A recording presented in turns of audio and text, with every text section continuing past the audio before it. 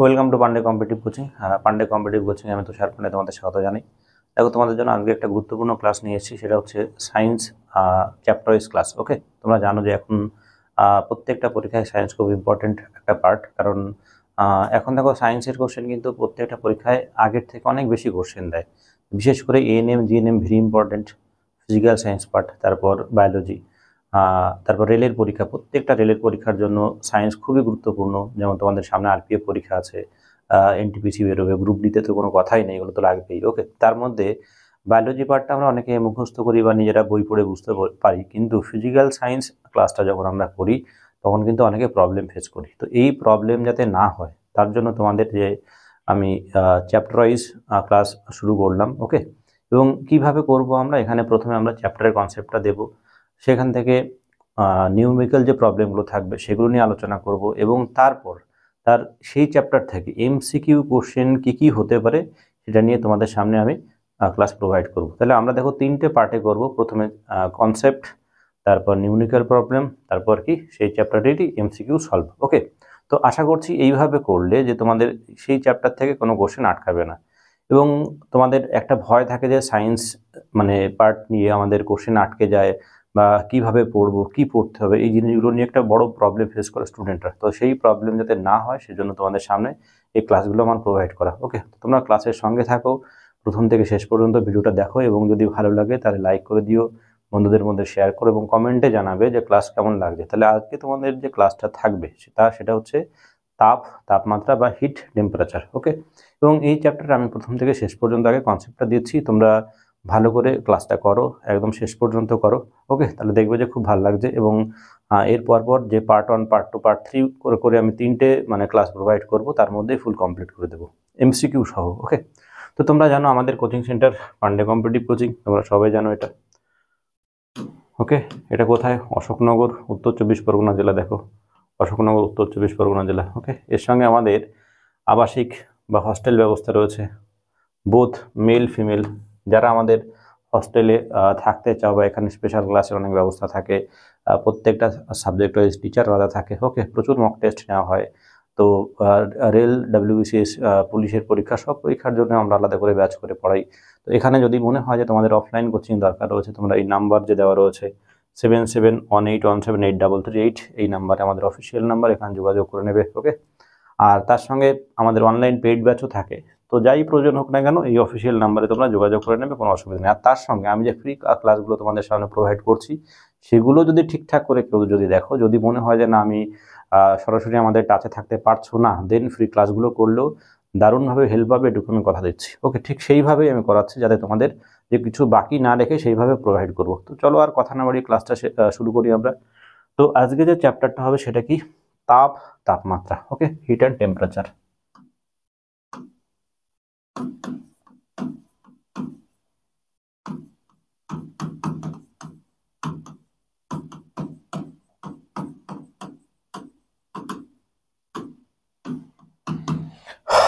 তোমরা জানো এই মুহূর্তে প্রচুর বাইরে গরম। এটা কি তাপমাত্রারই কারণ এগুলো, কারণ সূর্য থেকে তাপ আসছে, এবং সেই তাপের জন্য কি হচ্ছে যে উষ্ণতা বাড়ছে, ফলে আমরা গরম অনুভব করছি, তাই না? তাহলে এখন দেখো এই যে তাপমাত্রা জিনিসটা কি সেটা আমরা আগে জানি। তো দেখো তাপ হচ্ছে এক প্রকার শক্তি। তাপ এক প্রকার শক্তি। তাপ এক প্রকার শক্তি, যা গ্রহণ করলে কোনো বস্তু যদি তাপ গ্রহণ করে তাহলে বস্তু কি উত্তপ্ত হবে, এবং তাপ যদি বর্জন করে বস্তু কি হয়ে যাবে? শীতল হয়ে যাবে। তাহলে আমরা এখান থেকে তাপের ডেফিনেশন কিভাবে বলতে পারি যে তাপ এক প্রকার শক্তি, যা গ্রহণ করলে বস্তু উত্তপ্ত হয়, এবং বর্জন করলে কি হয়? বস্তু শীতল হয়। ওকে, এরপর দেখো তাপমাত্রার ক্ষেত্রে যদি আমরা বলি, তাহলে তাপমাত্রা যে কোনো বস্তু যখন তাপ গ্রহণ করে তখন সেই বস্তুর কি হয়? উষ্ণতা বৃদ্ধি পায় বা তাপমাত্রা বৃদ্ধি পায়। তাহলে আমরা এখান থেকে বলতে পারি যে তাপমাত্রা বা উষ্ণতা হলো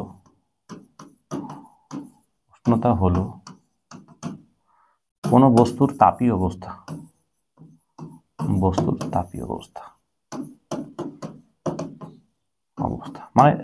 তাপের কি অবস্থায় রয়েছে, এবং এই তাপমাত্রা বা উষ্ণতা এর মাধ্যমেই বস্তু ঠিক করে যে দুটি বস্তু যদি পরস্পরের সংস্পর্শে আসে, ধরো ভিন্ন উষ্ণতার দুটি বস্তু, এখানে একটা বস্তু রয়েছে যার উষ্ণতা আমি বললাম 20 ডিগ্রি সেন্টিগ্রেড উষ্ণতায় রয়েছে, আরেকটা বস্তু বললাম যে এখানে আরেকটা বস্তু রয়েছে, ধরো এটা 15 ডিগ্রি সেন্টিগ্রেড উষ্ণতায় রয়েছে। তাহলে এই দুটি বস্তু যে ভিন্ন উষ্ণতার বস্তু পরস্পর সংস্পর্শে যদি আসে, তাহলে কোন বস্তু তাপ গ্রহণ করবে এবং কোন বস্তু তাপ বর্জন করবে? তোমরা সবাই জানো যে উষ্ণ বস্তু কি হবে, তাপ বর্জন করবে, এবং শীতল বস্তু কি করবে, সেই তাপ গ্রহণ করবে। এবং এই তাপ বিনিময়ে যত সময় না বস্তু দুটির উষ্ণতা সমান হয় তত সময় ধরে চলতে থাকবে। ঠিক আমরা যদি জলতলের কথা ভাবি, যেমন কি জলতল, ধরো এই একটা এরকম ভাবে পাত্র রয়েছে, একটা পাত্র রয়েছে এরকম,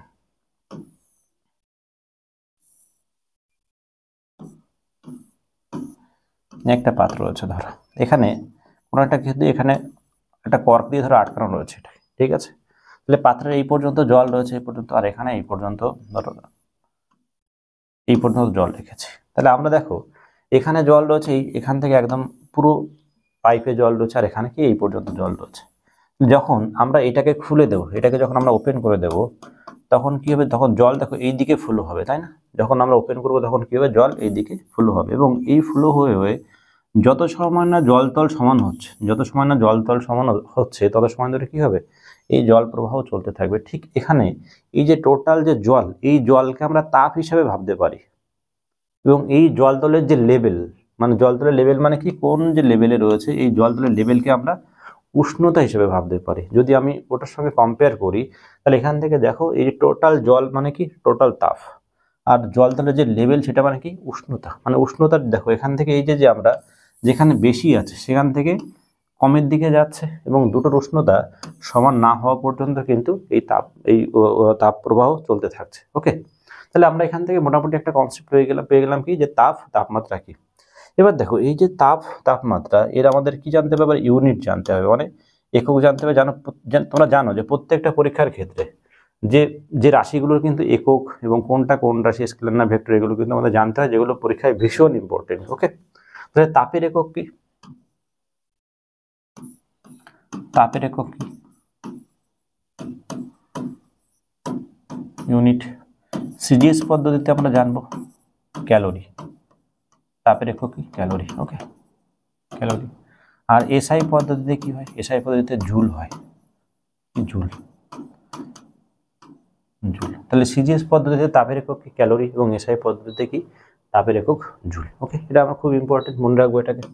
ঠিক একই রকম ভাবে যদি আমরা তাপমাত্রার একক লিখি, তাপমাত্রা বা টেম্পারেচার, এর যদি আমরা ইউনিট লিখি বা একক লিখি, তখন আমরা সিজিএস পদ্ধতিতে কি জানি, ডিগ্রি সেন্টিগ্রেড। ওকে, বা বাংলায় যদি আমি লিখি ডিগ্রি সেন্টিগ্রেড বা সেলসিয়াস, আর এটা কি সিজিএস। আর এসআই পদ্ধতিতে আমরা কি জানি, ডিগ্রি কেলভিন, বা বাংলায় লিখলে আমরা কি লিখতে পারি, ডিগ্রি কেলভিন, কেলভিন। ওকে, তাহলে এখান থেকে দেখো আমরা ইউনিটটাও সুন্দর করে জেনে নিলাম, যে সিজিএস পদ্ধতিতে তাপের একক ক্যালোরি, আর এসআই পদ্ধতিতে জুল, আর তাপমাত্রার একক ডিগ্রি সেন্টিগ্রেড আর কি, ডিগ্রি কেলভিন। ওকে, তাহলে এটাও তোমরা নোট ডাউন করে নেবে। তোমরা একটা খাতা তৈরি করো, এবং সেই খাতায় আমি যে ক্লাস তোমাদের প্রোভাইড করছি, যে ইম্পর্টেন্ট যে পার্টগুলো, সেগুলো নোট ডাউন করে নাও, দেখবে এটা পরীক্ষার জন্য দারুণ হেল্প করবে তোমাকে। ওকে, তো এখান থেকে আমরা জানলাম কি, তাপ ইউনিট জানলাম। এবার কোন রাশি সেটা আমরা জানবো, যে তাপ এবং তাপমাত্রা স্কেলার রাশি নাকি ভেক্টর রাশি, এটা জানতে হবে তোমাদেরকে। তাহলে তাপ এবং তাপমাত্রা, তাপ এন্ড তাপমাত্রা উভয় কি স্কেলার রাশি, উভয় কি স্কেলার রাশি, স্কেলার রাশি। তাহলে এখান থেকে তাপ এবং তাপমাত্রা কি স্কেলার রাশি, কারণ এর ডাইরেকশনের কোনো প্রয়োজন হয় না, এই জন্য কি বলা হয়, এটাকে স্কেলার রাশি বলা হয়। তাহলে এখান থেকে আমরা কি তাপমাত্রা কি রাশি সেটাও আমরা জানলাম। ওকে, এবার দেখো, এবার আমরা কি দেখবো, এবার আমরা দেখব যে তাপ কোন যন্ত্রের সাহায্যে পরিমাপ করা হয় এবং তাপমাত্রা কোন যন্ত্রের সাহায্যে পরিমাপ করা হয়। ওকে, তাপ যখন পরিমাপ করা হবে, তাহলে তাপ পরিমাপ করার যন্ত্রের নাম, তাপ পরিমাপের যন্ত্র, সেটা কি ক্যালোরিমিটার, ক্যালোরিমিটার। আমরা কিভাবে মনে রাখবো, যে তাপ এর একক কি, ক্যালোরি, একটু আমরা লিখলাম, তাহলে এর পরিমাপ যন্ত্রের নাম কি, ক্যালোরিমিটার। ওকে, তাহলে তাপমাত্রার ক্ষেত্রে কি হবে, তাহলে তাপমাত্রা পরিমাপক যন্ত্র, এটা কি থার্মোমিটার। থার্মোমিটার তো তাপমাত্রা বা উষ্ণতা পরিমাপ করার যন্ত্র কি থার্মোমিটার। ওকে, আর তাপের ক্ষেত্রে কি ক্যালোরিমিটার, এটাও তোমরা মনে রাখবে। ওকে, এবার দেখো যে আমরা এই যে তাপমাত্রা এর আমরা প্রথমে ডেফিনেশন জানলাম, তারপরে আমরা কি জানলাম, ইউনিট জানলাম, কোন রাশি জানলাম সেটা, এবং পরিমাপ করার যন্ত্র আমরা এটা জানলাম, তাই না? এবার দেখো আমাদের ক্ষেত্রে এই যে তাপ কথাটা আমি বারবার বলছি, তাহলে তাপ কয় রকমের সেটা আমাদেরকে জানতে হবে। তাহলে তাপ কত রকমের সেটা আমাদেরকে জানতে হবে।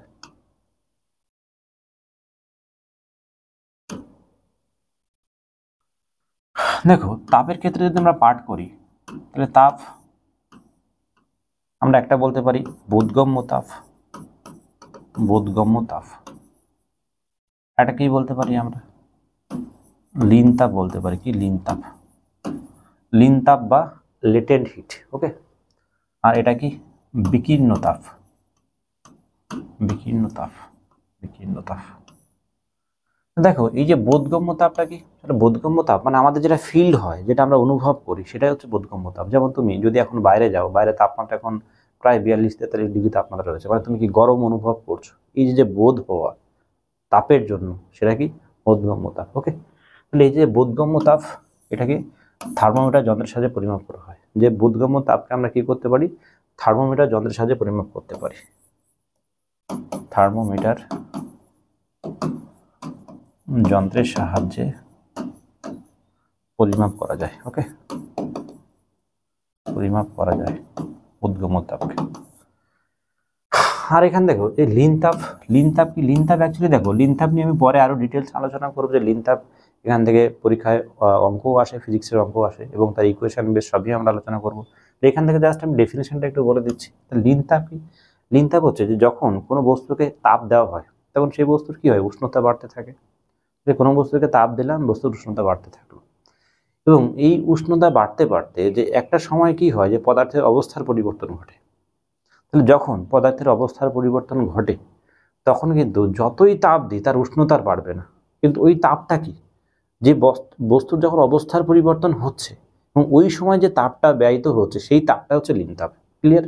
তা সেই তাপটা কি লীন তাপ। ওকে, তাহলে এই লীন তাপ কিন্তু বস্তুর উষ্ণতা বাড়াচ্ছে না। ভেরি ইম্পর্টেন্ট কথা, কি লীন তাপ কিন্তু বস্তুর উষ্ণতা বাড়াচ্ছে না, কারণ বস্তুর অবস্থার পরিবর্তনের সময় যে তাপ ব্যবহার করা হচ্ছে। ওকে, সেটাই কি লীন তাপ। তাহলে লীন তাপটা এখানে আরো ডিটেলস আমরা বলে দেবো, যে যখন আমরা বস্তুর অবস্থার পরিবর্তন চ্যাপ্টারটা করাবো ওখানে আমি ডিটেলস বলে দেবো লীন তাপ থেকে ইকুয়েশন কি কি কোশ্চেন আসে, তার ইউনিট কি সবই বলে দেবো আমরা। ওকে, তাহলে এবার দেখো আরেকটা হলো কি বিকীর্ণ তাপ। আর এই লীন তাপ দেখো এটা থার্মোমিটারের সাহায্যে পরিমাপ করা যায় না, মানে এই যন্ত্রের সাহায্যে আমরা কি পরিমাপ করতে পারবো না। লীন তাপ কি থার্মোমিটার যন্ত্রের সাহায্যে পরিমাপ করা যায় না। ওকে, তাহলে এখান থেকে বিকীর্ণ তাপটা দেখো, যে বিকীর্ণ তাপ কি, বিকীর্ণ তাপ হচ্ছে যে তাপ চলাচলের জন্য কোনো মাধ্যমের প্রয়োজন হয় না। কি বললাম, যে তাপ চলাচলের জন্য কোনো মাধ্যমের প্রয়োজন হয় না, শুধু এবং মাধ্যম থাকলেও তাকে উত্তপ্ত না করে এক স্থান থেকে অন্য স্থানে সঞ্চালিত হয়। যদি মাধ্যম থাকেও বা তাকে উত্তপ্ত করবে না, না করে এক স্থান থেকে অন্য স্থানে কি করবে, সঞ্চালিত হয়। তো সেটাকে কি বলা হয়, বিকীর্ণ তাপ। একটা কোশ্চেন এখান থেকে পরীক্ষায় আসে, সেটা হলো কি, যে সূর্য থেকে কোন পদ্ধতিতে, ভেরি সিম্পল কোশ্চেন বাট পরীক্ষায় আসে, যে সূর্য থেকে কোন পদ্ধতিতে তাপ মানে পৃথিবীতে আসে, তাহলে এটা কি বিকিরণ পদ্ধতিতে আসে। ওকে, এটা তোমরা মনে রাখবে, সূর্য থেকে যে তাপ পৃথিবীতে আসে সেটা কি বিকিরণ পদ্ধতিতে আসে। ওকে, চলো তাহলে এখান থেকে আমরা এই ইনফরমেশনগুলো জেনে নিলাম।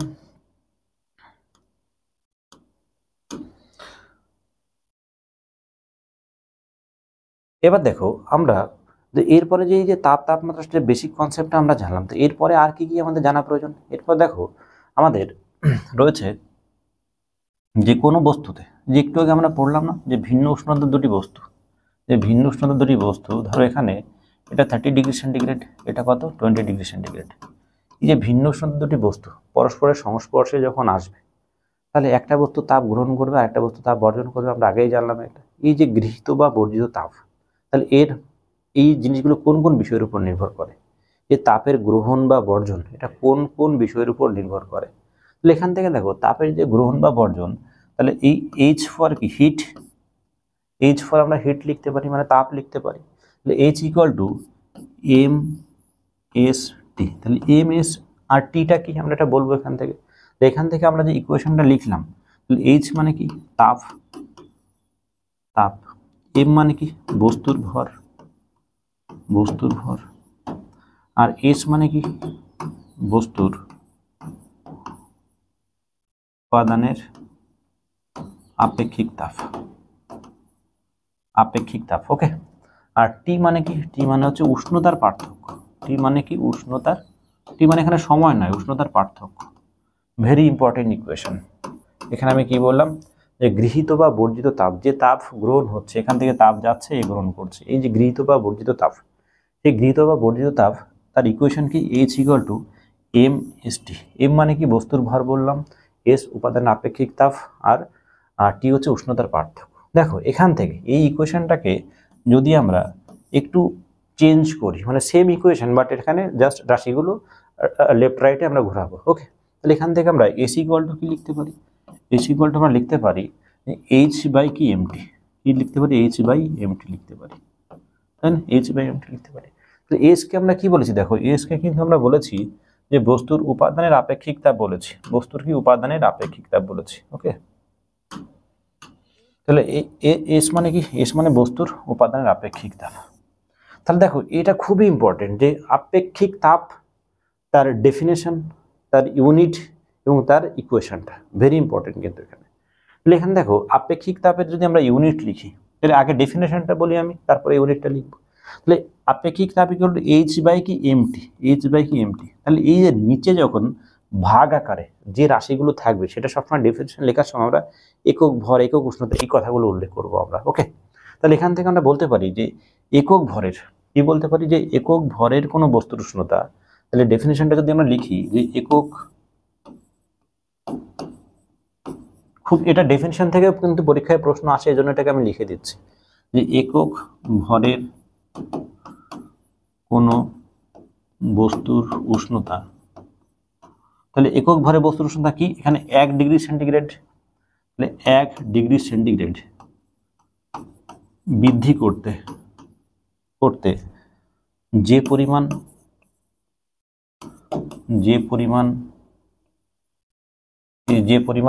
তাপের প্রয়োজন, যে পরিমাণ তাপের প্রয়োজন সেটি কি হচ্ছে, সেটি হচ্ছে আপেক্ষিক তাপ, সেটি কি আপেক্ষিক তাপ। যে একক ভরের কোনো বস্তুর উষ্ণতা, দেখো এই ইকুয়েশন থেকে আমরা ডেফিনেশন কিচ্ছু মুখস্থ করার কোনো প্রয়োজন নেই, বাই আকারে যে দুটো থাকবে সেটাকে একক ভর, একক উষ্ণতা। একক ভরের কোনো উষ্ণতা 1 ডিগ্রি সেন্টিগ্রেড বৃদ্ধি করতে যে পরিমাণ তাপ লাগবে সেটাই হচ্ছে ওই বস্তুর আপেক্ষিক তাপ, ওকে। তাহলে দেখো এই যে আপেক্ষিক তাপ, এখান থেকে আমরা ডেফিনেশন জানলাম, এবার এর ইউনিটটা আমরা জানবো। তাহলে এইচ ইকুয়ালটা আমি কি লিখলাম, সরি এস ইকুয়ালটা আমি কি লিখলাম, এস ইকুয়ালটা লিখলাম এইচ বাই কি এমটি, তাই না। এখান থেকে যদি আমরা ইউনিট লিখি, দেখো সিজিএস পদ্ধতিতে আমরা কি লিখবো, সিজিএস পদ্ধতিতে, তাহলে সিজিএস পদ্ধতিতে আমরা একটু আগে শিখে এলাম যে তাপের একক কি, ক্যালোরি। তাহলে সিজিএস পদ্ধতিতে তাপের একক কি, ক্যালোরি। নিচে কি রয়েছে, বস্তুর ভর আর উষ্ণতার পার্থক্য রয়েছে, তাহলে ক্যালোরি পার, যেহেতু বাই আকার রয়েছে, ক্যালোরি পার কি গ্রাম। আর তাপমাত্রা কি হবে, তাপমাত্রা degree centigrade, calorie per gram degree centigrade. Very important যে বস্তুর আপেক্ষিক তাপের একক কি, তাহলে আমরা সিজিএস পদ্ধতিতে কি বলতে পারি, calorie per gram degree centigrade বলতে পারি, ওকে। ঠিক একই রকম ভাবে যখন আমরা এসআই পদ্ধতিতে নির্ণয় করব, এসআই পদ্ধতিতে কি বলতে পারি, এসআই পদ্ধতিতে দেখো আমরা একটু আগে লিখলাম যে এসআই পদ্ধতিতে তাপের একক কি ক্যালোরির জায়গায় জুল হয়ে যাবে, তাহলে আমরা লিখবো কি জুল, ওকে। আমরা কি লিখবো এখানে জুল। জুল পার কি লিখবো আমরা, গ্রামটা তখন কি হয়ে যাবে, কেজি হয়ে যাবে বা কিলোগ্রাম হয়ে যাবে, joule per kg degree Kelvin, okay. অনেক সময় এই কেলভিনের ক্ষেত্রে ডিগ্রি সিম্বলটা নাও থাকতে পারে বা থাকতেও পারে। তাহলে আমরা দেখো এখান থেকে ভেরি ইম্পর্টেন্ট কিন্তু দুটো ইউনিট, ওকে। আমরা এগুলো জেনে নেব যে আমরা এখান থেকে তাহলে সিজিএস পদ্ধতিতে কি জানলাম যে calorie per gram degree centigrade, আর এসআই পদ্ধতিতে কি জানলাম unit joule per kg Kelvin বা কেজি ডিগ্রি কেলভিন, ওকে। তাহলে এই দুটো ইউনিট কিন্তু খুব ইম্পর্টেন্ট এবং তোমরা এটা সুন্দর করে মনে রাখবে। এবার দেখো এই যে আপেক্ষিক তাপ, তাহলে আপেক্ষিক তাপের ক্ষেত্রে আমরা ডেফিনেশন জানলাম প্রথমে, তাহলে আমরা আপেক্ষিক তাপের ক্ষেত্রে প্রথমে আমরা কি জানলাম, ডেফিনেশন জানলাম। তো এবার দেখো যে আপেক্ষিক তাপ অ্যাকচুয়াল ব্যাপারটাকে, যে কোনো বস্তুর আপেক্ষিক তাপ বেশি হলে কি, আরেকটা জিনিস এখান থেকে আমাদের মনে রাখা খুব দরকার, যে আপেক্ষিক তাপ কোন বস্তুর সব থেকে বেশি। ভেরি ইম্পর্টেন্ট, এটা মনে রাখবে। সব বস্তুর মধ্যে জলের আপেক্ষিক তাপ, জলের আপেক্ষিক তাপ সব থেকে বেশি, আপেক্ষিক তাপ সব থেকে বেশি, সব থেকে বেশি। এই যে সব থেকে বেশি আপেক্ষিক তাপ, তাহলে এই মান দুটো আমাদের মনে রাখতে হবে। সিজিএস পদ্ধতিতে মান মনে রাখবো এবং এসআই পদ্ধতিতে মান মনে রাখবো। ওকে, তো এই সিজিএস পদ্ধতিতে যদি জলের আপেক্ষিক তাপের আমরা মান মনে রাখি, সিজিএস পদ্ধতিতে কত হবে, এটা হচ্ছে কত, 1। তাহলে সিজিএস পদ্ধতিতে জলের আপেক্ষিক তাপের মান কত, 1। আর এসআই পদ্ধতিতে কি হবে, এসআই পদ্ধতিতে হবে 4200 জুল পার কেজি কেলভিন বা কেজি ডিগ্রি কেলভিন, সেটাও লিখতে পারো। ওকে, তাহলে এখান থেকে দেখো এই দুটো মান মনে রাখবো। আর সিজিএস পদ্ধতিতে কি সিজিএস পদ্ধতিতে যে এই যে জলের আপেক্ষিক তাপ এটা কত, 1, ইউনিটটা আমরা এখান থেকে লিখতে পারি। আর এসআই পদ্ধতিতে কি হবে, এসআই পদ্ধতিতে 4200 joule per kg kelvin. Okay, তাহলে এই দুটো মান কিন্তু আমরা ডেফিনেটলি মনে রাখবো আমরা, যে সিজিএস মান কত আর এসআই মান কত। কেন, কারণ যেহেতু জলের আপেক্ষিক তাপ সব থেকে অন্যান্য পদার্থের থেকে সব থেকে বেশি। তাহলে এবার জলের আপেক্ষিক তাপের মানও আমরা জেনে গেলাম এখান থেকে। এবার দেখো আমরা একটা প্রশ্ন পাই আমরা এখান থেকে, যে সেক দেওয়ার বোতলে, যে সেক দেওয়ার বোতলে কেন গরম জল ব্যবহার করা হয়, সেক দেওয়ার বোতলে কেন গরম জল ব্যবহার করা হয়। দেখো তার কারণটা কি, দেখো যে এই যে আমরা একটু আগে পড়লাম, যে ধরো এটা এক পাত্র কি রয়েছে, এখানে জল, এখানে ধরো জল রয়েছে, আর এখানে রয়েছে কি, এখানে রয়েছে ধরো দুধ রয়েছে, দুধ রয়েছে। তাহলে আমরা এখানে যদি সমপরিমাণ, এখানে যতটুকু রয়েছে এখানে ঠিক ততটুকুই রয়েছে, তাহলে সমপরিমাণ আমরা কি নিলাম, দুধ আর জল নিলাম। ওকে, যদি সমপরিমাণ যদি দুধ আর জল নেওয়া হয়, ধরো এখানে এটাকে আমি 50 ডিগ্রি সেন্টিগ্রেড তাপ দিলাম, কি বললাম, 50 ডিগ্রি সেন্টিগ্রেড তাপ দিলাম, আমি ভুল বললাম, 50 কেলভিন। ওকে, 50 ক্যালোরি তাপ দিলাম, ধরে না কেলভিন ক্যালোরি যাই বলো না কেন, মানে আলটিমেট কথা আমরা কি তাপ দিচ্ছি, যে 50 ক্যালোরি কি করলাম, তাপ দিলাম। এখানেও আমরা কি করলাম, 50 ক্যালোরি তাপ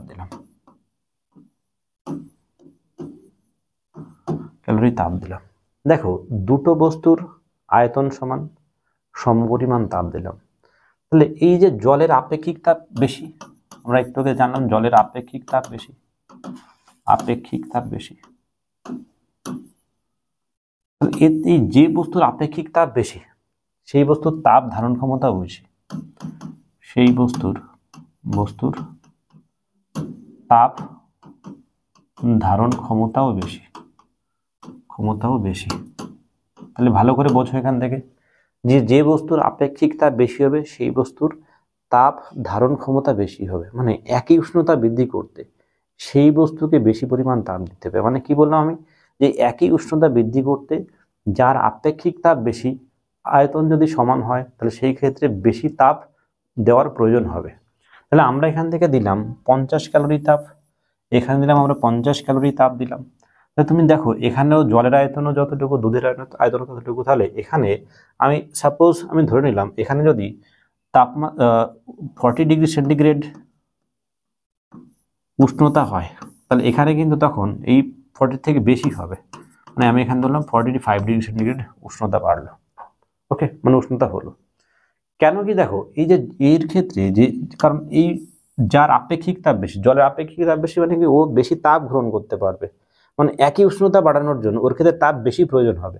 তাহলে এটা আমি সমান তাপ দিলাম, তাহলে কার উষ্ণতা বেশি হলো, দুধের উষ্ণতা কিন্তু বেশি পড়লো, মানে দুধে হাত দিলে তখন তোমার এখান থেকে কি হবে, তখন এই জায়গা থেকে তুমি বেশি মানে গরম অনুভব করবে, জলে হাত দিলে তার থেকে কম গরম অনুভব করবে। ওকে, কিন্তু দেখো আবার যদি এই দুটো বস্তুরই উষ্ণতা, যে এখানে দুধ আর জল, এখানে যদি এটাকেও আমি 40 ডিগ্রি সেন্টিগ্রেড করতে চাইছি, এটাকেও আমি 40 ডিগ্রি সেন্টিগ্রেড করতে চাইছি, তাহলে এখানে যদি তুমি দুটো বস্তুর ক্ষেত্রে, তখন কিন্তু যে তাপ আমরা দেব, তাহলে কিন্তু এই সমান উষ্ণতা বৃদ্ধির জন্য জলের ক্ষেত্রে, সমান উষ্ণতা বৃদ্ধির ক্ষেত্রে জলের ক্ষেত্রে কিন্তু বেশি তাপের প্রয়োজন হবে, জলের ক্ষেত্রে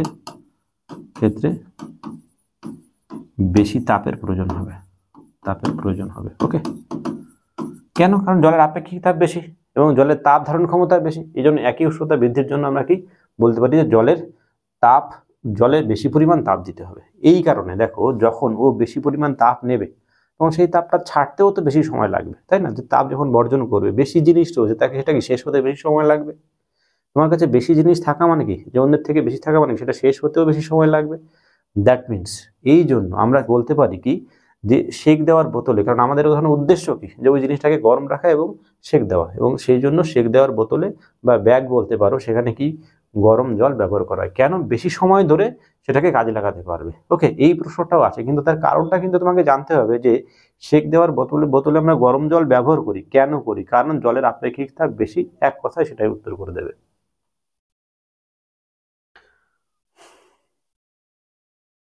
দেখো, এখান থেকে আমরা আরেকটা জিনিস আমরা শিখবো, যে তাপ গ্রাহিতা। যে একটু আগে আমরা শিখলাম যে কি আপেক্ষিক তাপ, এবার আমরা কি তাপ গ্রাহিতা শিখবো। তাহলে আমরা ইকুয়েশনটা লিখেছিলাম যে H ইকুয়াল টু mst, আমরা কি mst। তাহলে এখান থেকে যে তাপ গ্রাহিতা মানে কি, তাপ গ্রাহিতা মানে অ্যাকচুয়ালি যদি আমি ইকুয়েশন লিখি, বস্তুর ভর ইন্টু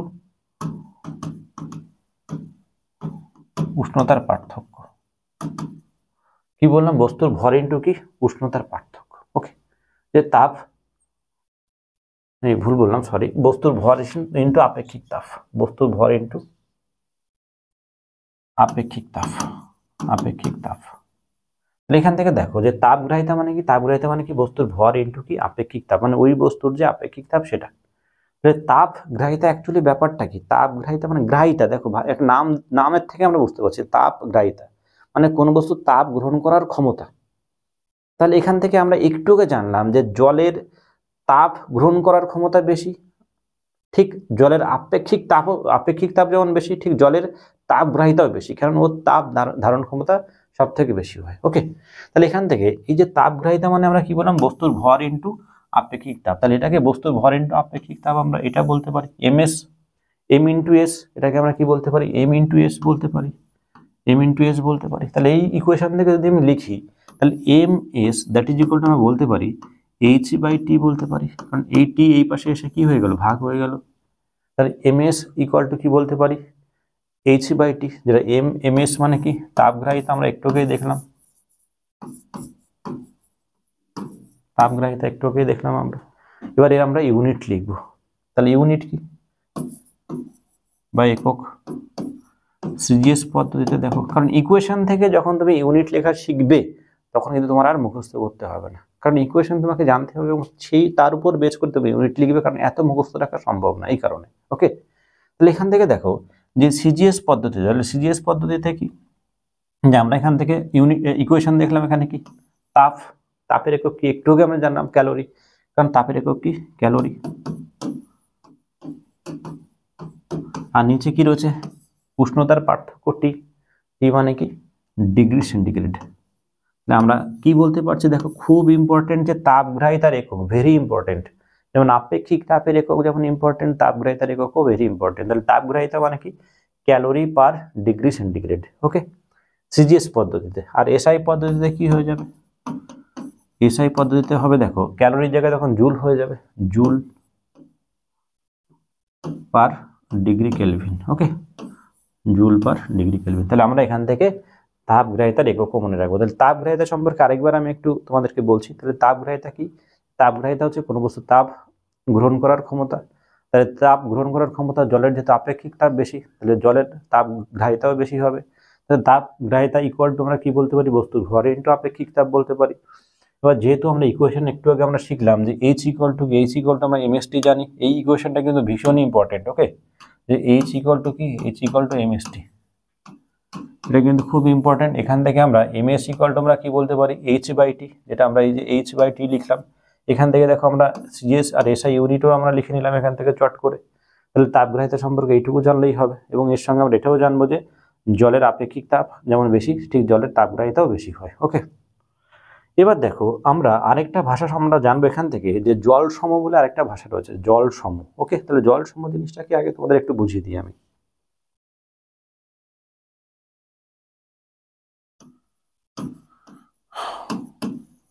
জল সম, দেখো এখান থেকে, ঠিক এখান থেকে নামের থেকে আমরা বুঝতে পারছি জল সম মানে কি, কিছু পরিমাণ জল। সেই জলটা কি, কোন জল সেটা দেখো, ডেফিনেশন যদি আমরা দিই যে কোনো বস্তুর উষ্ণতা, যে কোনো বস্তুর উষ্ণতা, কোনো বস্তুর উষ্ণতা, কোনো বস্তুর উষ্ণতা 1 ডিগ্রি সেন্টিগ্রেড বৃদ্ধি করতে, কি বললাম, কোনো বস্তুর উষ্ণতা, কোনো বস্তুর উষ্ণতা 1 ডিগ্রি সেন্টিগ্রেড বৃদ্ধি করতে যে পরিমাণ তাপের প্রয়োজন। তাহলে এটাকে, যে কোনো বস্তুর উষ্ণতা আমরা কি করব, 1 ডিগ্রি বৃদ্ধি করার জন্য কোন তাপ দেব আমরা, তাপ হিট দিলাম আমরা।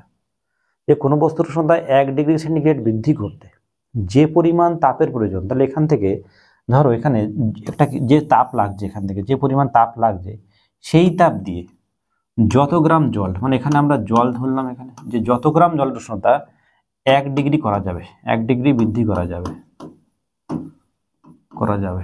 তাহলে ভালো করে বোঝো যে কোনো বস্তুর উষ্ণতা 1 ডিগ্রি সেন্টিগ্রেড বৃদ্ধি করতে যে তাপের প্রয়োজন, সেই তাপ দিয়ে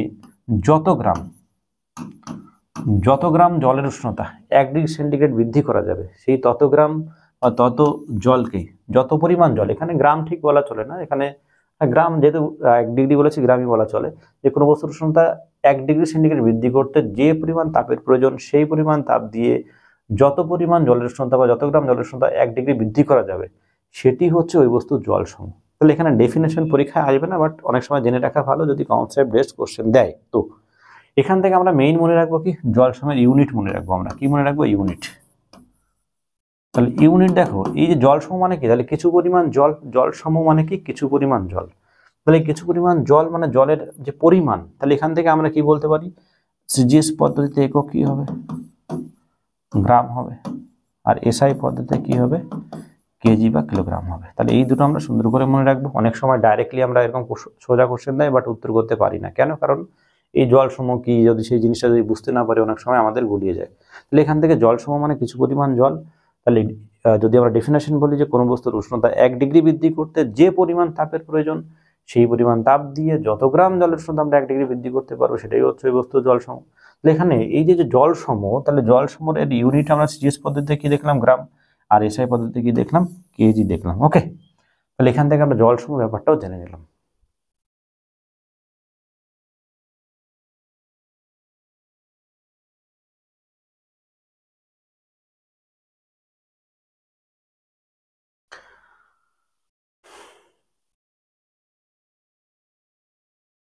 তাহলে এবার দেখো, তাহলে আমরা যে এই যে জল সম, তাহলে এই ব্যাপারটাও আমরা জানলাম। এবার আমরা আরেকটা জিনিস আমরা জানবো, যে তাপের যান্ত্রিক তুল্যাঙ্ক সম্পর্কে আমরা জানবো। ভেরি ইম্পর্টেন্ট পার্ট, কি তাপের যান্ত্রিক তুল্যাঙ্ক। এই কনসেপ্ট আমরা কোত্থেকে পাই, এই কনসেপ্ট আমরা পাই জুলের সূত্র থেকে পাই, যে তাপ আর কার্য সম্পর্কে, যে তাপ এবং কার্য সম্পর্কে বিজ্ঞান জুল একটা সূত্র প্রকাশ করেন। ওকে, তাহলে এই যে জুল কি বলেছিলেন, জুল বলেছিলেন যে যে তাপ এবং কার্য, মানে কার্যের ফলে যে তাপ উৎপন্ন হয় অথবা তাপের জন্য যে কার্য হয়, এটা পরস্পরের সমানুপাতিক। যে যে ব্যয়িত কার্য, এই ব্যয়িত কার্য কি হয়, যে তাপ উৎপন্ন হয় তার কি সমানুপাতিক। এটা কে বলেছিলেন, বিজ্ঞানী প্রিস্কট জুল বলেছিলেন এটা। তাহলে এখান থেকে আরেকটা প্রশ্ন পরীক্ষায় দিতে পারে, যে তাপ এবং কার্য সম্পর্কে, যে তাপ এবং কার্য সম্পর্কে কোন বিজ্ঞানী সূত্র প্রকাশ করেন, কি তাপ অ্যান্ড কার্য, তাপ অ্যান্ড কার্য, মানে এই দুজনের কি তাপ এবং কার্যের যে সম্পর্কের উপর বেস করে কে সূত্র প্রকাশ করেন, বিজ্ঞানী প্রেসকট জুল, মানে আলটিমেট কথা হচ্ছে জুলের সূত্র। তাহলে বিজ্ঞানী জুলের কথা অনুযায়ী, যে কোনো বস্তু মানে কাজ করার জন্য, যে কোনো বস্তুতে যে পরিমাণ তাপ উৎপন্ন হয়, সেই তাপ কার্যের কি সমানুপাতিক। তাহলে আমরা জুলের সূত্র অনুযায়ী লিখতে পারি কি, এর ইকুয়েশন কি লিখতে পারি, যে W is proportional to H। এখান থেকে W কি, W হচ্ছে কার্য বা কাজ, আর H মানে কি, H হচ্ছে উৎপন্ন তাপ। এইচ মানে কি উৎপন্ন তাপ। তাহলে এবার দেখো এই যে প্রপোর্শনাল সিম্বল তোলার জন্য আমরা ডাব্লিউ ইকুয়াল টু একটা ধ্রুবক মান আনতে পারি, W equal to J H, okay J H. তাহলে এখান থেকে জে কি হলো, জে হচ্ছে তাপের যান্ত্রিক তুল্যাঙ্ক, তাপের যান্ত্রিক তুল্যাঙ্ক। যে কি, যে হচ্ছে তাপের যান্ত্রিক তুল্যাঙ্ক, এটা একটা ধ্রুবক। তাহলে এই তাপের যান্ত্রিক তুল্যাঙ্ক জে ইকুয়াল টু যদি আমরা লিখি এখান থেকে, দেখো এখান থেকে যদি আমরা লিখি যে জে ইকুয়াল টু আমরা কি লিখতে পারি, J equal to W by H লিখতে পারি আমরা, জে ইকুয়াল টু আমরা কি লিখতে পারি, ডাব্লিউ বাই এইচ লিখতে পারি। তাহলে তাপের যান্ত্রিক তুল্যাঙ্কের একক কিন্তু পরীক্ষার জন্য দারুণ ইম্পর্টেন্ট। ওকে, তো তার জন্য আমরা কি করব, যে তাপের এই ইকুয়েশন থেকে আমরা ইউনিট তৈরি করব। ওকে, তাহলে এখান থেকে দেখো যখন আমরা ইউনিট লিখব,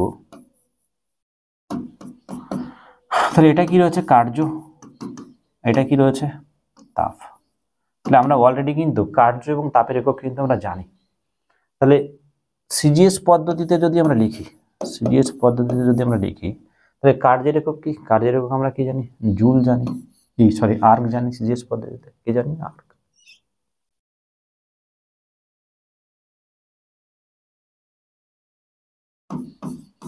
আর্গ। তাহলে ভাগাকারে কি আছে, তাপ। তাহলে আর্গ পার আমরা কি একটু আগে শিখলাম, ক্যালোরি, আর্গ পার ক্যালোরি। তাহলে সিজিএস পদ্ধতিতে তাপের একক কি, আর্গ, বা এরকম ভাবে থাকতে পারে ইআরজি ক্যালোরি তার পাওয়ার -1 এইভাবে থাকতে পারে। ওকে, সিজিএস পদ্ধতিতে কি, যে তাপের যান্ত্রিক তুল্যাঙ্কের একক কি, আর্গ পার ক্যালোরি। দেখো এই যে এটা কিন্তু ভীষণ ইম্পর্টেন্ট, কিন্তু ইউনিট আমি আবারও বলছি যে এর মান এবং ইউনিট জানা ভীষণ ইম্পর্টেন্ট, আমি পরপর সবই বলে দিচ্ছি। তাহলে সিজিএস পদ্ধতিতে তাপের একক কি, তাপের একক হচ্ছে এই কার্যের একক কি, আর্গ। আর সিজিএস পদ্ধতিতে তাপের একক কি, ক্যালোরি। তাহলে আর্গ পার ক্যালোরি হচ্ছে কি তাপের যান্ত্রিক তুল্যাঙ্কের সিজিএস একক। ওকে, এবার যখন আমরা দেখো এসআই ইউনিট যখন আমরা লিখবো, এসআই ইউনিট যখন আমরা লিখবো তখন আমরা দেখো যে এই ইকুয়েশন থেকে আমরা লিখব। তাহলে এসআই পদ্ধতিতে তোমরা কি জানো, এসআই পদ্ধতিতে কার্যের একক কি, কার্যের একক আমরা সবাই জানি জুল, জুল জানি। কার্যের একক আমরা কি জানি, জুল জানি পার। একটু আগে আমরা শিখলাম এসআই পদ্ধতিতে তাপের একক কি, তাপের একক সেটাও জুল।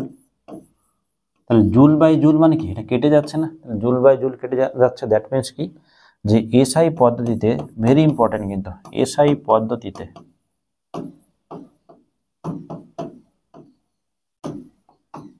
তাপের যান্ত্রিক তুল্যাঙ্কের কোনো একক নেই, একক নেই।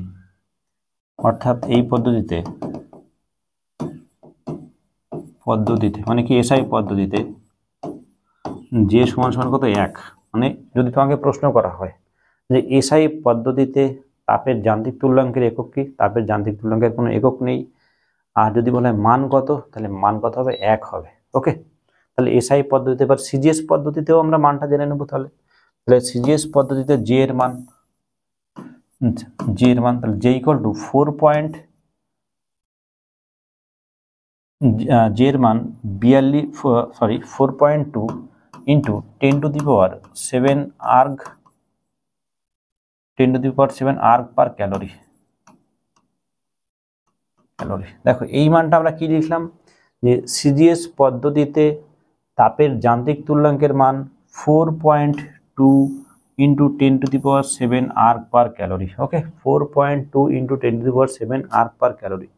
এটাকে আমি আরেকটু চেঞ্জ করতে পারি। কিভাবে চেঞ্জ করতে পারি, দেখো এখানে এই যে 10⁻7 আর্গ, এটা মানে আমরা কি জানি, যে 1 জুল সমান সমান 10⁻7 আর্গ আমরা জানি।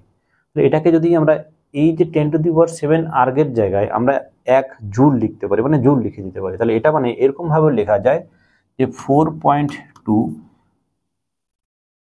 Joule per calorie. তো তোমার অপশানে কিন্তু দেখো এরকম ভাবে থাকতে পারে, যদি তোমাকে বলা হয় যে এসআই পদ্ধতিতে তাপের যান্ত্রিক তুল্যাঙ্কের মান কত 1, তাহলে সিজিএস পদ্ধতিতে যদি বলা হয় তখন তাপের যান্ত্রিক তুল্যাঙ্ক, যদি তুমি এই ইউনিটটা খেয়াল করবে, ভালো করে খেয়াল করবে, কিন্তু ইউনিটটা এখানে আর্গ পার ক্যালোরি যখন থাকবে তখন 4.2 × 10⁷ আর্গ। যখন এই ইউনিটটা চেঞ্জ হয়ে গিয়ে আর্গের জায়গায় যখন জুল হলো, তাহলে জুল হয়ে গেলে তখন আমরা কি জানি যে 1 জুল সমান সমান 10⁷ আর্গ জানি। তার ফলে এই জায়গায় আমরা 10⁷ আর্গের জায়গায় আমরা জুল কথাটা লিখতে পারি বা 1 জুল লিখতে পারি। তাহলে 4.2 জুল পার ক্যালোরি আমরা বলতে পারি। খুব ইম্পর্টেন্ট। তাহলে এখান থেকে আমরা এই বিষয়গুলো মনে রাখবো, এবং এখান থেকে কিন্তু পরীক্ষায় যে ফিজিক্সের যে অঙ্ক বা নিউমেরিক্যাল যে প্রবলেমগুলো থাকে সেখান থেকে কিন্তু কোশ্চেন আসবে, যেটা আমাদের পরের ক্লাসে আলোচনা হবে। ওকে, দেখো এখান থেকে তাহলে আমাদের বিজ্ঞানী জুলের সূত্র সম্পর্কে যে যে বিষয় জানা দরকার সেগুলো কিন্তু আমরা জেনে নিলাম। ওকে, তাহলে কারণ এখান থেকে আমাদের জানতে হবে তাপ আর কার্যের সম্পর্ক, সেখান থেকে আমরা যে তাপের যান্ত্রিক তুল্যাঙ্ক পেলাম তার আমরা ইউনিট জানলাম, তার আমরা মান জানলাম, এবং সেই মানটা কীভাবে চেঞ্জ হচ্ছে সেগুলো আমরা জানলাম। এইভাবে তোমরা যদি না করো তাহলে কিন্তু পরীক্ষায় যদি কোশ্চেন ঘুরিয়ে দেয় তাহলে কিন্তু উত্তর করতে পারবে না। আমি আবার বলছি, এই টাইপের কোশ্চেন কিন্তু রেল, এএনএম, জিএনএম, ডাব্লিউবিসিএস এর পরীক্ষায় থাকতে পারে। ওকে, তো তোমরা এগুলো ভালো করে মন দিয়ে দেখবে।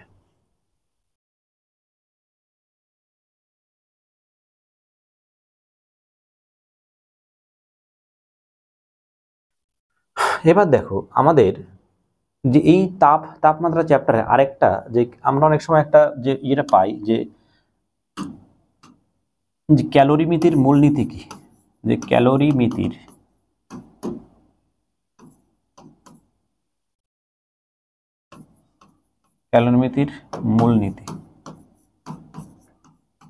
মূলনীতি। তাহলে ক্যালোরিমিতির মূলনীতি কিছুই না, একদম ভেরি সিম্পল, যেটা অলরেডি আমাদের আলোচনা হয়ে গেছে। তাও তোমাদের আরেকবার বলে দিই যে ভিন্ন উষ্ণতার দুটি বস্তু কি ভিন্ন উষ্ণতার, ওকে,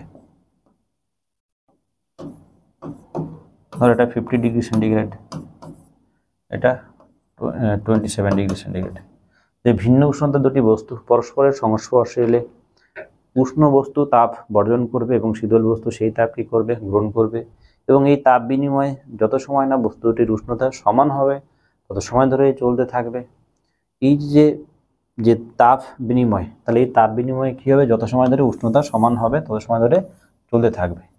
তো এটাই কি বলছে ক্যালোরিমিতির কথাটা, মানে বিজ্ঞানী মানে ক্যালোরির কথাটা বলেছিলেন, সেই জন্য এটাকে কি বলা হয়, ক্যালোরিমিতির মূলনীতি বলা হয়। এবং এই গৃহীত বা বর্জিত তাপ H= আমরা কি জানি, mST, যেটা অলরেডি আমরা জেনে গেছি। মানে এটা দেখো আমাদেরটা কেন আমি তোমাদেরকে এটা বললাম, অনেক সময় যে পরীক্ষায় প্রশ্ন দিতে পারে এটা কার নীতি, সেজন্য তোমাদের যাতে গুলিয়ে না যায় এটা ক্যালোরিমিতির মূলনীতি, বাট এই বিষয়বস্তু কিন্তু অলরেডি আমাদের আলোচনা হয়ে গেছে। ওকে,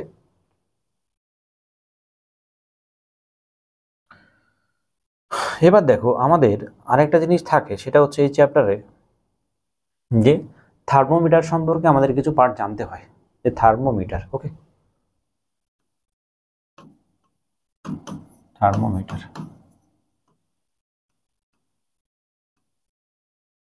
থার্মোমিটারের ক্ষেত্রে আমরা কি, আমরা জানি উষ্ণতা পরিমাপ করি। থার্মোমিটারের ক্ষেত্রে আমরা কি জানি, উষ্ণতা পরিমাপ করি।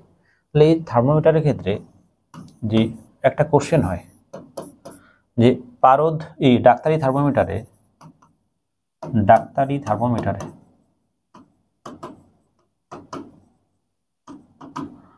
পারদ কেন ব্যবহার করা হয়, বা থার্মোমিটারে কেন পারদ ব্যবহার করা হয়, মানে যেটা ডাক্তারি না থাকলেও কি থার্মোমিটারে কেন পারদ কেন ব্যবহার করা হয়। দেখো আমরা কিন্তু এইটুকু সবাই জানি যে থার্মোমিটারে কি পারদ ব্যবহার করা হয়। তার মেইন যে কারণগুলো সেগুলো তোমরা মনে রাখবে। সেটা হচ্ছে নাম্বার 1 কি, যে এই যে আমাদের অ্যাকচুয়ালি এর মূল উদ্দেশ্য কি, থার্মোমিটারের মূল উদ্দেশ্য কি, তাপ পরিমাপ করা, তাপমাত্রা পরিমাপ করা। এবার দেখো যে সামান্য উষ্ণতার পার্থক্যর জন্য যদি তার পার্ট চেঞ্জ না হয় তাহলে কিন্তু আমরা সঠিক পার্ট পাবো না। আমরা যে উষ্ণতার যদি বেশি পরিবর্তন হবে তবে ব্যারোমিটারের পার্ট চেঞ্জ হবে, সেটা কিন্তু তখন আলটিমেটলি আমাদের নির্ণয়টা হলো না। তার মানে দ্যাট মিনস কি, নাম্বার 1 যে এর প্রথম ইম্পর্টেন্ট কারণ হচ্ছে যে পারদের আয়তন প্রসারণ গুণাঙ্ক খুব বেশি, যে পারদের কি আয়তন প্রসারণ গুণাঙ্ক খুব বেশি।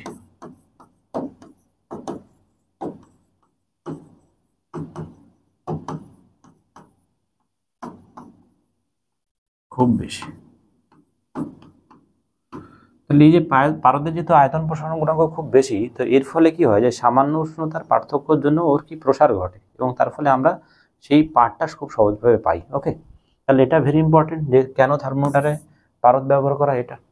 আর কি পারদের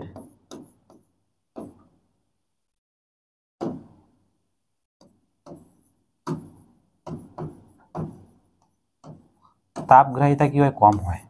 পারদের কি হয়, তাপগ্রাহিতা কম হয়, মানে এটা খুব কম তাপ ধারণ করতে পারে, এই জন্য সহজে এটা কি হয়ে যাবে, প্রসারণ হয়ে যাবে। ওকে, তারপরে আরো কি কারণ থাকে, যে পারদ খুব সহজলভ্য, এরকম বিভিন্ন কারণ রয়েছে, কিন্তু তার মধ্যে এই দুটো কারণ সব থেকে ইম্পর্টেন্ট, এই দুটো পড়ে নেবে। বেশি ইম্পর্টেন্ট কোনটা, এটা কিন্তু বেশি ইম্পর্টেন্ট। ওকে, যে পারদের আয়তন প্রসারণ গুণাঙ্ক খুব বেশি হয়, সেই জন্য কি হয়, পারদ ব্যবহার করা হয়। আর বাকি যে কারণগুলো থাকে ওটা নর্মাল কারণ, ওগুলো তোমাদের না জানলেও চলবে। ঠিক আছে, এবার দেখো এই যে থার্মোমিটারের যে আমাদের দুটো মান আমরা একটু আগে দেখলাম, একটা কি যে যে উষ্ণতার যে মানে পরিমাপ, যেটা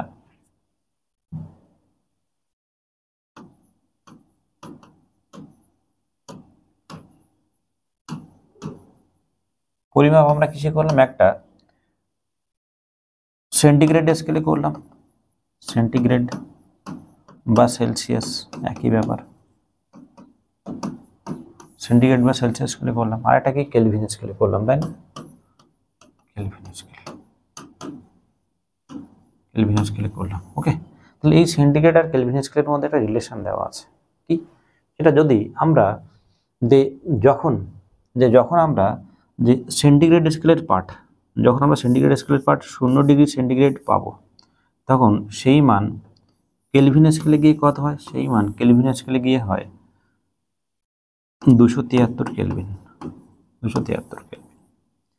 যদি সেন্টিগ্রেড স্কেলে 1 ডিগ্রি সেন্টিগ্রেড হয়, সেই মান কেলভিন স্কেলে কত হবে, 1 প্লাস 273 কেলভিন হবে। ওকে, 1 প্লাস 273 কেলভিন। আলটিমেট কথা হচ্ছে যে সেন্টিগ্রেডের পার্টকে যদি আমরা 273 যোগ করে দিই, সেন্টিগ্রেড স্কেলের পার্টকে যদি আমরা 273 যোগ করে দিই, তখন আমরা কি পেয়ে যাব, কেলভিন স্কেলে সেই মান পেয়ে যাব। এটা মনে রাখবে এখানে। তাহলে কেলভিন স্কেলের কে সমান সমান আমরা কি বলতে পারি, সেন্টিগ্রেড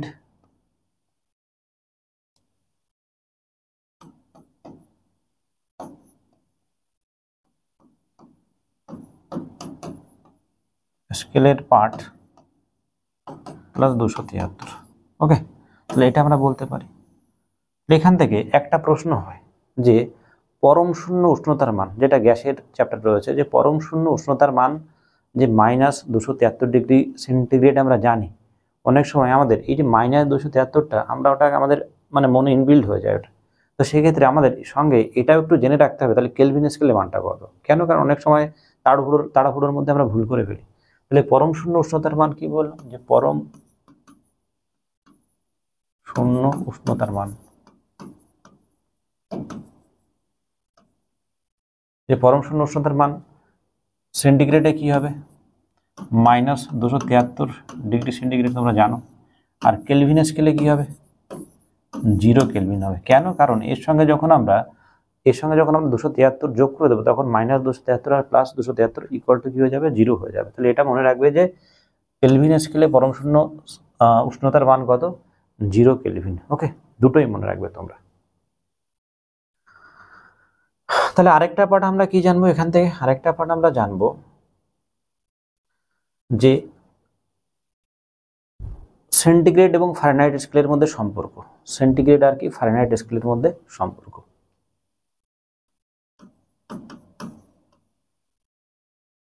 সেন্টিগ্রেড এবং ফারেনহাইট স্কেলের মধ্যে সম্পর্ক,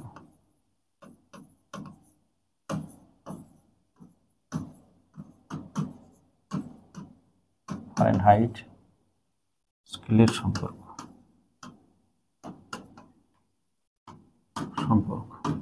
তাহলে এটা তোমরা মনে রাখবে, ইকুয়েশনটা মনে রাখবে যে C/5 equal to F minus 32 কত 9। C/5 ইকুয়াল টু কত, F মাইনাস 32/9। ওকে, তাহলে এই ইকুয়েশন থেকে কিন্তু অঙ্ক আসবে পরীক্ষায়, যেটা আমি পরের দিন তোমাদের সলভ করাবো। বিভিন্ন টাইপের অঙ্ক এখান থেকে যা আসে, যতগুলো ইকুয়েশন লিখলাম হয়, ঠিক তার উপর বেস করে আমি কিন্তু পরের দিন আমি তোমাদের প্রবলেমস নিয়ে আসবো এবং তোমরা সেগুলো দেখবে এবং তার সঙ্গে নিজেরা প্রথমে সলভ করার চেষ্টা করবে, কারণ যেহেতু আগে থিওরিটা পার্টটাকে ভালো করে পড়ে নেবে। ওকে, তাহলে এখান থেকে যে সি বাই সি মানে কি, সি হচ্ছে সেন্টিগ্রেড স্কেলের পার্ট, এটা কি সেন্টিগ্রেড স্কেলের পার্ট, আর এফ মানে কি ফারেনহাইট স্কেলের পার্ট। ওকে, তাহলে এবার এই ইকুয়েশন থেকে আমরা যে কোনো উষ্ণতা যদি সেন্টিগ্রেড স্কেলে 40 ডিগ্রি বললাম, তাহলে ফারেনহাইট স্কেলে কত হবে, এটা যদি আমরা বের করতে চাই তখন কিন্তু আমরা এই ইকুয়েশন থেকে আমরা লিখতে পারবো। তাহলে সেক্ষেত্রে আমরা এই ইকুয়েশন থেকে কিভাবে অঙ্ক আসে আমরা পরের দিন এগুলো জানবো, কিন্তু দুটো মান তোমরা একটু মনে রাখবে যেগুলো পরীক্ষায় প্রায়ই আসে, সেটা হলো যে কত ডিগ্রি সেন্টিগ্রেড তাপমাত্রায়, কত ডিগ্রি সেন্টিগ্রেড তাপমাত্রায় সেলসিয়াস এবং ফারেনহাইট স্কেলের মান সমান হবে। তাহলে কোশ্চেনটা কি, যে কত ডিগ্রি সেন্টিগ্রেড তাপমাত্রায়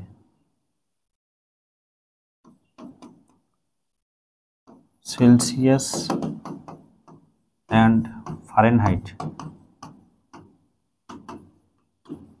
স্কেলের পাঠ সমান হবে। প্রশ্ন আসে, তাহলে আনসার কত হবে? যদি তোমরা মান বসিয়ে দাও যে দুটো মান সি, তাহলে সি ইকুয়াল টু কত হবে, এফ হতে হবে। এই মান বসিয়ে দিলে আমরা পাবো যে -40 ডিগ্রি সেন্টিগ্রেড উষ্ণতায়। কতবার উত্তর পাবো এটা মুখস্থ রাখবে, কেন? কারণ এগুলো পরীক্ষায় প্রায়ই আসে। তুমি ইকুয়েশনে মান বসাতে গিয়ে একটু সময় নষ্ট হতে পারে, এই জন্য এটা মনে রাখবে যে -40 ডিগ্রি সেন্টিগ্রেড উষ্ণতায় সেন্টিগ্রেড এবং ফারেনহাইট স্কেলের মান কি হয়, সমান হয়। ওকে, আরেকটা কোশ্চেন মনে রাখবে এখান থেকে, যে কখন দ্বিগুণ হয় মান, যে কত ডিগ্রি সেন্টিগ্রেড উষ্ণতায় সেলসিয়াস স্কেলের মান ফারেনহাইট স্কেলের ফারেনহাইট স্কেলের মান সেলসিয়াস স্কেলের মানের দ্বিগুণ হবে। এখান থেকে মনে রাখবে যে -160 ডিগ্রি সেন্টিগ্রেড উষ্ণতায়, -160 ডিগ্রি সেন্টিগ্রেড উষ্ণতায় সেলসিয়াস স্কেলের পার্ট ফারেনহাইট স্কেলের পার্ট সেলসিয়াস স্কেলের পার্টের কি হয়ে যাবে, দ্বিগুণ হয়ে যাবে। না, এখান থেকে কথাটা উল্টো বলা হলো যে -160 ডিগ্রি সেন্টিগ্রেড উষ্ণতায় ফারেনহাইট স্কেলের পার্ট সেন্টিগ্রেড স্কেলের পার্ট ফারেনহাইট স্কেলের পার্টের কি হয়ে যাবে, দ্বিগুণ হয়ে যাবে। মানে এটা যেমন -160 ডিগ্রি সেন্টিগ্রেড, আর ওই ক্ষেত্রে কত হয়, -320 ডিগ্রি ফারেনহাইট হয়। দেখো এটার থেকে কিন্তু এটা দ্বিগুণ, যেহেতু মাইনাসের মান কম, তাহলে এটার থেকে এটা কি দ্বিগুণ হয়ে যাচ্ছে। যে কত ডিগ্রি সেন্টিগ্রেড উষ্ণতায় সেলসিয়াস স্কেলের পার্ট ফারেনহাইট স্কেলের পার্টের দ্বিগুণ হবে, সেলসিয়াস স্কেলের পার্ট ফারেনহাইট স্কেলের পার্টের দ্বিগুণ হবে কত, -160 ডিগ্রি সেন্টিগ্রেড উষ্ণতা বা -320 ডিগ্রি ফারেনহাইট। ওকে, এটাও কিন্তু আমরা মনে রাখবো। আরেকটা জিনিস আমরা কি মনে রাখবো, যে মানুষের শরীরের স্বাভাবিক তাপমাত্রা, মানুষের শরীরের স্বাভাবিক তাপমাত্রা,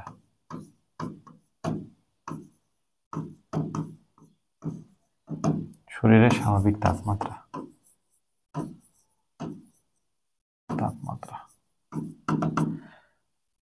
তাহলে এটা আমরা যে এই যে তাপমাত্রা, যে ডাক্তারি থার্মোমিটার যেটা আমরা ব্যবহার করি, এখানে কিন্তু আমরা ফারেনহাইট স্কেল ব্যবহার করি।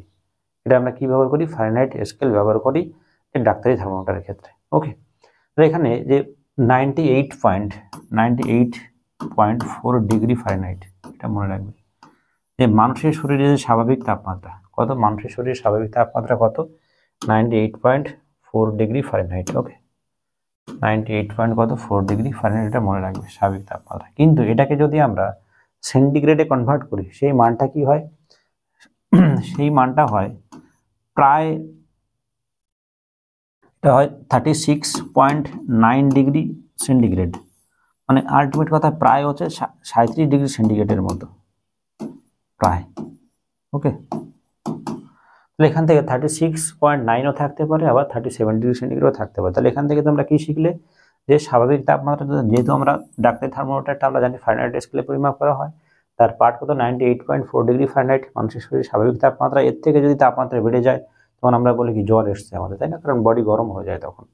আবার এখানে যদি সেই মানটা আমরা সেন্টিগ্রেডে যদি জানতে চাই, তাহলে কি বলবো আমরা, 36.9 ডিগ্রি সেন্টিগ্রেড। ওকে, আর এখানে আমরা সেই মানটা দেখো, যদি আমরা প্রায় কাছাকাছি মানি তখন 37 ডিগ্রি সেন্টিগ্রেডের মতো অপশন থাকতে পারে। ওকে, তাহলে এই মানগুলো আমরা কিন্তু এখান থেকে জেনে নেব। দেখো আমরা প্রত্যেকটা মান কিন্তু আমরা একটা জানলে অন্য স্কেলে আমরা বের করতে পারি, কিন্তু অনেক সময় যে কোশ্চেনগুলো বেশি পরীক্ষায় আছে সেগুলো মনে রাখা এই জন্য দরকার, যে তুমি ওই ইকুয়েশনে মান বসিয়ে যদি চেঞ্জ করতে যাও একটু না একটু সময় বেশি লাগবে তাই। ওকে, আর যেগুলো তোমাদের অন্য তাপমাত্রা বা যেগুলো আনকমন রয়েছে সেগুলো তো ইকুয়েশন থেকে তোমাকে লিখে সেগুলোকে মান একটা একটা দেওয়া থাকলে অন্যটা বের করে নিতে হবে। তাহলে আমাদের কিন্তু এই ইকুয়েশনটাও খুব দরকার, এখান থেকেও অঙ্ক কিন্তু পরীক্ষায় আসে। আরেকটা জিনিস মনে রাখবে যে ডাক্তারি থার্মোমিটারের যে পার্ট আমরা নিই, মানে কত থেকে কত পর্যন্ত সেই রেঞ্জ থাকে, যে ফারেনহাইট স্কেলে যে রেঞ্জ থাকে, যে ফারেনহাইট স্কেল বা ডাক্তারি থার্মোমিটার সেই রেঞ্জ থাকে কত, যে সেটা থাকে 95 ডিগ্রি থেকে 95 ডিগ্রি ফারেনহাইট থেকে 110 ডিগ্রি ফারেনহাইট। এই রেঞ্জের মধ্যে আমরা পরিমাপ করতে পারি, এই রেঞ্জের মধ্যে আমরা পরিমাপ করতে পারি। ওকে, তো এর থেকে বেশি তাপ আমরা কিন্তু পরিমাপ করতে পারবো না। দেখো এই জন্য একটা পরীক্ষায় একটা প্রশ্ন আসে যে যে ডাক্তারি থার্মোমিটারকে ফুটন্ত জলে কেন ডোবানো হয় না, তার কারণটা দেখো, এই যে থার্মোমিটার বা ফারেনহাইট স্কেলে যে থার্মোমিটার যেটা, তো এক্ষেত্রে আমাদের এর হাইয়েস্ট রেঞ্জ কত, হাইয়েস্ট রেঞ্জ কিন্তু 110 ডিগ্রি ফারেনহাইট, যেখানে আমরা ফুটন্ত জলে আমরা জানি যে 100 ডিগ্রি সেন্টিগ্রেড উষ্ণতায় জল ফোটে, তাই না? তাহলে 100 ডিগ্রি সেন্টিগ্রেড উষ্ণতায় জল ফোটা মানে ফারেনহাইট স্কেলে সেই মানটা অনেক বেশি হয়ে যাবে। তাহলে সেই জন্য যে এই স্কেলটা কী হবে, ফেটে যাবে, তখন স্কেল কী হবে, ফেটে যাবে, কারণ এর সর্বোচ্চ রেঞ্জ থেকে ওটা অনেক বেশি। এই জন্য আমরা ফুটন্ত জলে ডাক্তারি থার্মোমিটার কি ডুবাতে পারি না, তাহলে স্কেল কী হয়ে যায়, ফেটে যাবে। তাহলে এটাও একটা প্রশ্ন হতে পারে, এটাও তোমরা এখান থেকে জেনে নেবে আর কি, ঠিক আছে?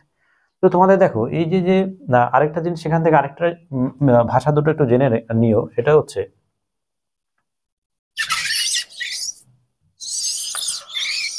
থার্মোমিটারের নিম্ন স্থিরাঙ্ক আর ঊর্ধ্ব স্থিরাঙ্ক কি। থার্মোমিটারের নিম্ন